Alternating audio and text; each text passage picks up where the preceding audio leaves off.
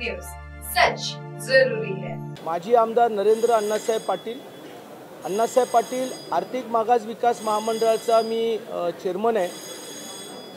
अण्णासाहेब पाटील आर्थिक विकास महामंडळाला 25 वर्ष पूर्ण झाले आणि त्यानिमित्ताने महामंडळाचा जो लोगो होता तो लोगो त्या ठिकाणी आम्ही बदललेला आहे।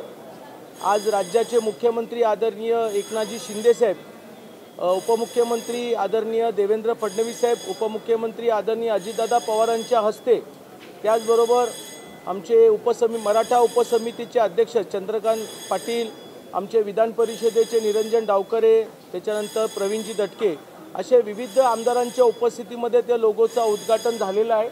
फक्त मी तो लोगो आपल्या सर्वांना एक दाखवू इच्छितो।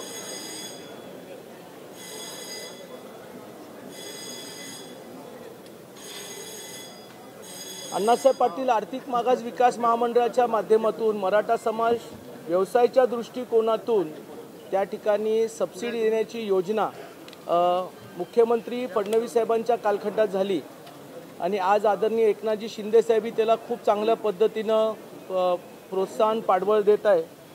महाराष्ट्रामध्ये साधारण 72,000 मराठा उद्योजक या ठिकाणी सुरू झालेले आहेत आणि 5,600 कोटीपर्यंतचं कर्ज वाटप राष्ट्रीयकृत आणि सहकारी बँकेने त्या ठिकाणी केलेलं आहे।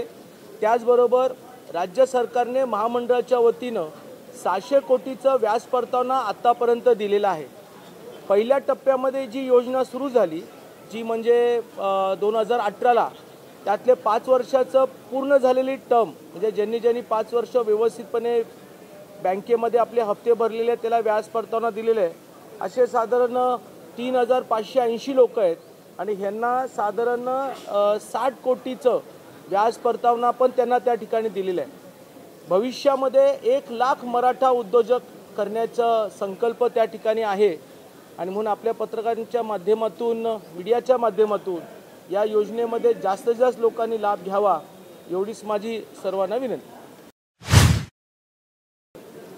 तो प्रश्न असा होता की शासकीय निमशासकीय कर्मचारी आणि शिक्षक विभागातले कर्मचारी यांना जुनी पेन्शन योजना लागू झाली पाहिजे।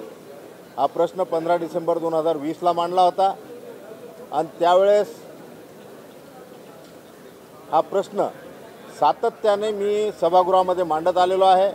आज आपल्या सर्वांना कल्पना आहे की या जुन्या पेन्शनच्या विषयासंदर्भात शासकीय निमशासकीय कर्मचारी आणखीन शिक्षक विभागातले कर्मचारी जुनी पेन्शन योजना लागू करण्यासाठी या ठिकाणी नागपूर स्थित फार मोठं आंदोलन त्यांच्या माध्यमातून होत आहे आणि त्यामुळं यांचा हा सर्वांचा जिव्हाळ्याचा प्रश्न आहे की शासनाने यांना कुठेतरी न्याय दिला पाहिजे आणि जुनी पेन्शन योजना जी आहे ती पेन्शन योजना सुरू केली पाहिजेत। या ठिकाणी आपल्याला नम्रपणे नमूद करावंसं वाटते की मार्च महिन्याच्या सन्माननीय एकनाथजी शिंदे साहेब मुख्यमंत्री झाल्याच्या नंतर सभागृहामध्ये मी हाच प्रश्न मांडला होता मार्च महिन्यामध्ये। त्या ठिकाणी सन्माननीय मुख्यमंत्री साहेबांनी 3 जणांची कमिटी नेमली होती, सुबोधकाय सहाय्य कमिटी। त्या कमिटीचा अहवाल आता 20 नोव्हेंबरला आलेला आहे, परंतु तो अहवाल अजूनही काय आहे काय नाही त्याचं स्पष्टीकरण शासनानं दिलेलं नाही। शासनाने जुनी पेन्शन योजना लागू करण्यासाठी आमचे सर्व शासकीय निमशासकीय कर्मचारी आज 12 डिसेंबरला 2023ला या ठिकाणी फार मोठं आंदोलन आहे। आणखी त्यांनी त्या ठिकाणी 14 डिसेंबरपासून पूर्ण काम बंद आंदोलन करायचं ठरवलेलं आहे। माझी आजच्या या मुलाखतीच्या माध्यमातून शासनाला नम्रपणे विनंती राहणार आहे की आपण या शासकीय निमशासकीय कर्मचारी असो, शिक्षण विभागातले 1 नोव्हेंबर 5च्या पूर्वीचे कर्मचारी असो, नंतरचे कर्मचारी असो, यांना जुनी पेन्शन योजना लागू करून त्यांना कुठेतरी दिलासा द्यावा, ही माझी या चॅनलच्या माध्यमातून नम्र विनंती आहे। धन्यवाद।